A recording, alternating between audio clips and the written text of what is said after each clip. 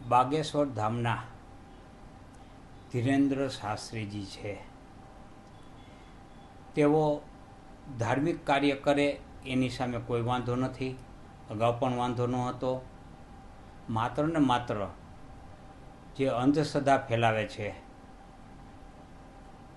એ અંધશ્રદ્ધા સામે વાંધો છે અને એનો વિરોધ થવો જોઈએ અને વિરોધ થઈ રહ્યો છે.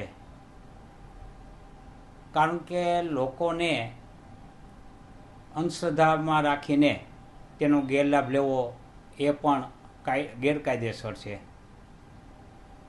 પરંતુ કેટલાક સંગઠનો પ્રેરિત આવા કાર્ય થાય છે અને લોકોને અંધશ્રદ્ધા તરફ તે દોરી જાય છે.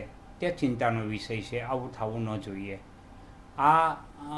ને અંધશ્રદ્ધાનો મહાકુંભ કહી શકાશે. આ કોઈ ધાર્મિક કાર્યક્રમને બદલે અંધશ્રદ્ધાનો મહાકુંભ નો કાર્યક્રમ છે એ રાજકોટમાં યોજાશે. એ આપણા કમનસીબ છે. આપણે એને રોકી શકતા નથી. આનાથી બચવા માટે કાયદો કરવામાં આવેલ છે, પણ કાયદાની અમલવારી કરવાવાળા કોણ? પ્રશાસકો છે. પ્રશાસકો છે એ રાજકીય દબાણ હેઠળ કાયદાની અમલવારી કરતા નથી. કારણ કે અહીંયા મતનો પ્રશ્ન આવે છે.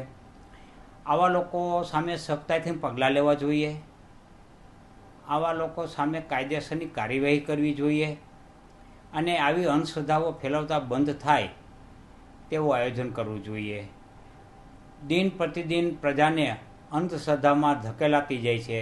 જે અંધશ્રદ્ધામાંથી બહાર લાવવાનું સરકારનું કાર્ય છે એ કાર્ય કરવામાં સરકાર નિષ્ફળતા દાખવે છે અને ઈરાદાપૂર્વકની ગુનાહિત નિષ્ફળતા દાખવે છે. કાંઈ ચમત્કાર તાંત્રિક કાંઈ નથી હોતું. તમે કોઈ પણ ભૂવો હોય, કોઈ પણ ચમત્કારિક બાબા હોય, કોઈ પણ અઘોરી હોય, એને મારી પાસે લેવો, મારી ઉપર મેલી વિધિ અજમાવે, હું આવવા તૈયાર છું. આ બધું ડીંડક છે. ક્યાંય કોઈને નુકસાન કરી શકતું નથી. પોતાના કર્મો જ પોતાને નુકસાન કરી શકે. બાહ્ય આવા તાંત્રિક બાબાઓ કે જે કાંઈ અઘોરીઓ કે જે કાંઈ હોય તે કોઈને કાંઈ નુકસાન કરી શકતા નથી. એટલે એ બધી માત્ર ને માત્ર ભય ફેલાવાનું અને ભય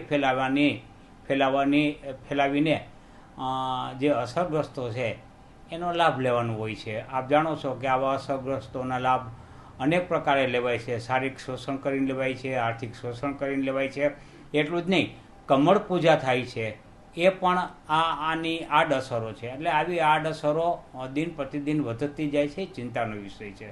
મેં આપણે કહ્યું કે સરકાર છે એ મૌન રહીને એને પ્રોત્સાહન કરે છે.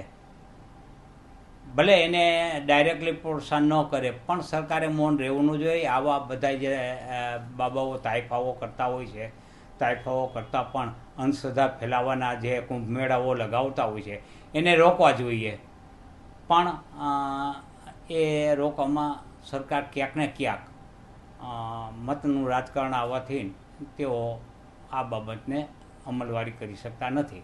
સાંજ સમાચાર ફેસબુક પેજને લાઇક કરો, વિડીયો શેર કરો અને વધુ વિગતવાર સમાચાર માટે sanssamachar.net વિઝિટ કરો.